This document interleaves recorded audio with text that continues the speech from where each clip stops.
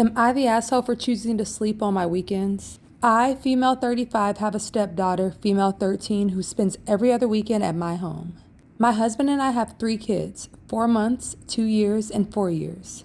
My baby is super fussy and it's been really bad. The doctor said that she's okay, but she's just really colicky. She cries literally all night long. The past few months have been a nightmare. I've been working all day and I get no sleep at night, and I'm a super light sleeper. So I've been canceling our weekends with my stepdaughter so my husband and I can catch up on sleep. My stepdaughter decided to blast us on social media. She said, "My dad and stepmom can't even take care of the kids they have, yet they keep having more." So much for a reliable, loving parent.